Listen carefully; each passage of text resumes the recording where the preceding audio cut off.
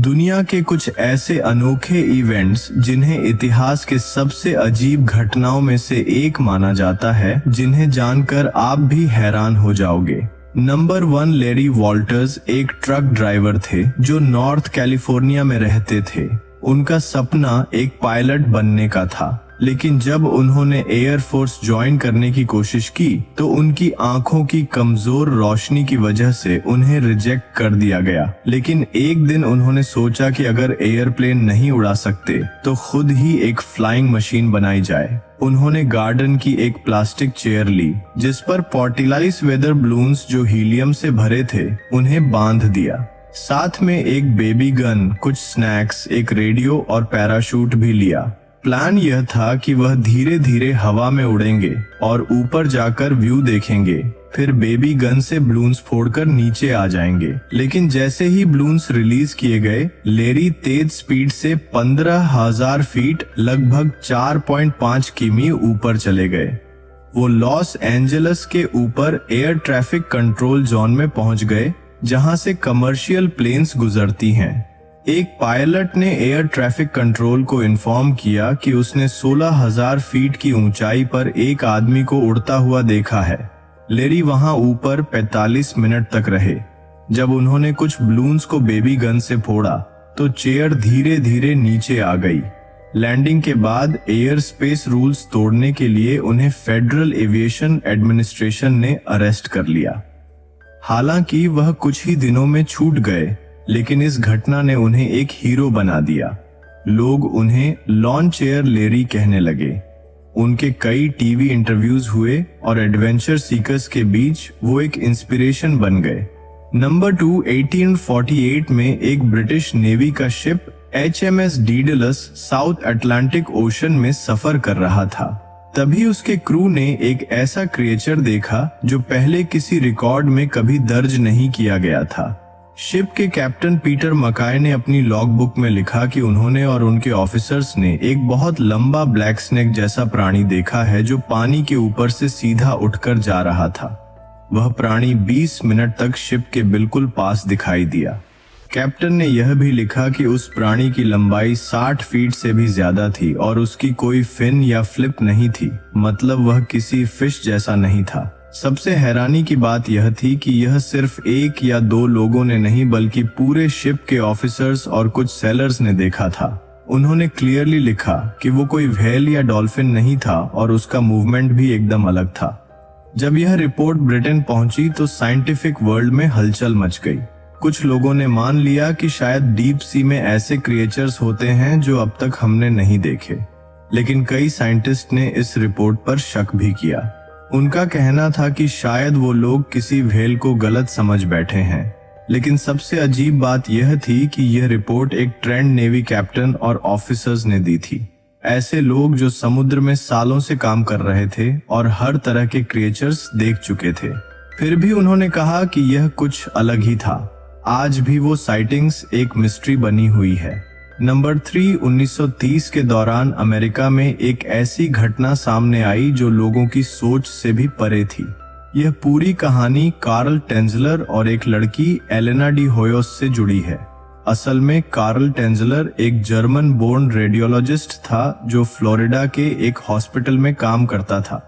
वहीं उसकी मुलाकात एक यंग क्यूबन लड़की एलेना डी होयोस से हुई जो टीबी की पेशेंट थी। एलेना बहुत खूबसूरत थी। कार्ल को पहली नजर में ही उससे प्यार हो गया था। कार्ल का मानना था कि एलेना उसी लड़की का रूप थी जिसे वह बचपन से अपने सपनों में देखता आया था। उसने उसका इलाज करने की कोशिश की, लेकिन 1931 में एलेना की मौत हो गई। यहाँ तक तो सब कुछ नॉर्मल था, लेकिन इसके बाद जो हुआ उसने लोगों के होश उड़ा दिए। कार्ल ने एलेना के लिए एक मकबरा बनवाया और उससे रेगुलरली मिलने जाने लगा। कुछ महीने बाद उसने सीक्रेटली एलेना की डेड बॉडी को कब्र से निकाल लिया और अपने घर ले आया।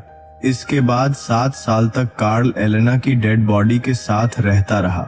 उसने उसकी बॉडी को वायर, प्लास्टर, वैक्स और ग्लास आई से प्रिजर्व करना शुरू किया। उसकी स्किन सड़ रही थी, लेकिन कार्ल उसे कपड़े और विक्स से कवर कर देता।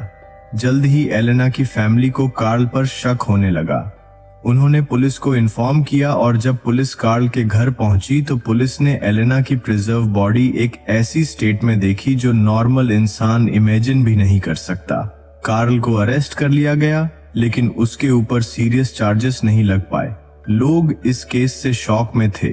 आज भी कार्ल टेंजलर का यह केस दुनिया के सबसे डरावने और अजीब लव स्टोरीज में से एक माना जाता है। नंबर 4, 1989 में हवाई के पास से एक छोटी कार्गो फ्लाइट उड़ रही थी। इस फ्लाइट में सिर्फ 2 लोग थे, एक पायलट और एक को पायलट। प्लेन का नाम बीचक्राफ्ट 18 था। यह प्लेन सिर्फ कार्गो ले जाने वाला प्लेन था। जब यह प्लेन हवाई के मोलोकाई आइलैंड के पास था, तब अचानक हवा में उस प्लेन का फ्रंट कार्गो डोर खुल गया। डोर खुलते ही प्लेन में बहुत जोर से हवा एंटर हुई, इतनी तेज कि पायलट और को पायलट दोनों कॉकपिट से बाहर उड़ गए। दोनों हवा से सीधा नीचे ओशन में गिर गए।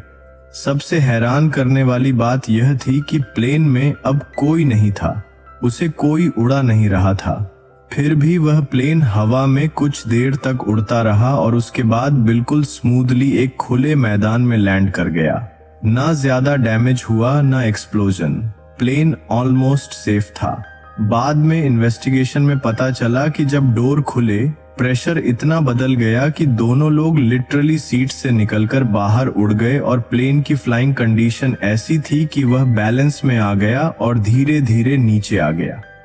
ये दुनिया के एविएशन हिस्ट्री के सबसे अजीबोगरीब हादसों में से एक था, जहां प्लेन बिना पायलट के लैंड हो गया, लेकिन पायलट और को पायलट नहीं बच पाए। इतनी ज्यादा ऊंचाई से गिरने की वजह से उनकी डेथ हो गई। नंबर 5, 30 अक्टूबर 1928 को एक पॉपुलर रेडियो प्रोग्राम ने एक फिक्शनल एलियन इन्वेजन की कहानी को इस तरह से ब्रॉडकास्ट किया कि हजारों लोगों ने उसे सच समझ लिया। हैरान करने वाली बात यह थी कि कई लोग इस ब्रॉडकास्ट को सुनने के बाद अपना घर छोड़कर भाग गए। असल में ऑर्सन वेल्स नाम के एक यंग डायरेक्टर ने H.G. वेल्स के novel The War of the Worlds को CBS रेडियो पर अडॉप्ट किया, लेकिन उन्होंने इसे एक न्यूज बुलेटिन स्टाइल में प्रेजेंट किया, जैसे रियल टाइम में कुछ हो रहा हो। शो में बोला गया कि न्यू जर्सी में एक एलियन स्पेसशिप गिरी है और उन्होंने अटैक शुरू कर दिया है।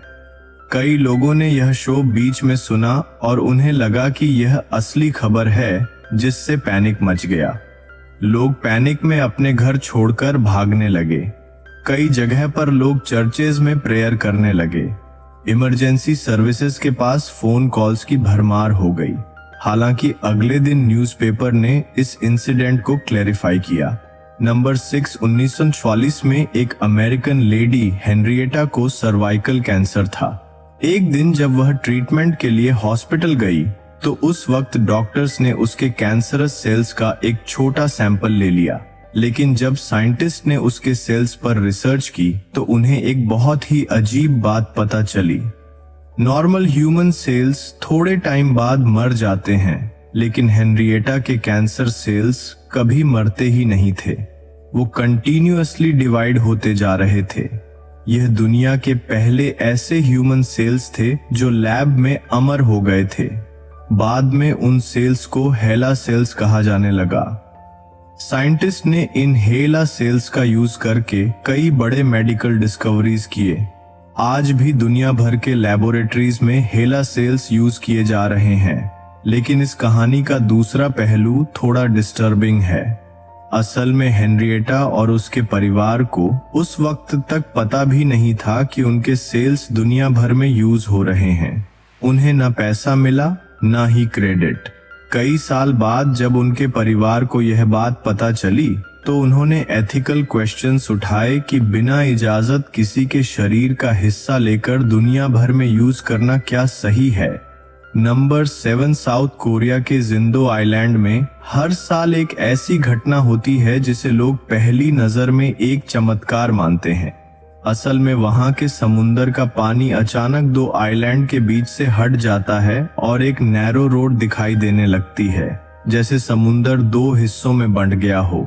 हर साल कुछ दिनों के लिए जिंदो आइलैंड और मोडो आइलैंड के बीच में लगभग 2.8 किमी लंबी और 40 मीटर चौड़ी एक सड़क जैसी लैंड दिखाई देने लगती है, जिसमें लोग पैदल चल के एक आइलैंड से दूसरे आइलैंड तक जा सकते हैं।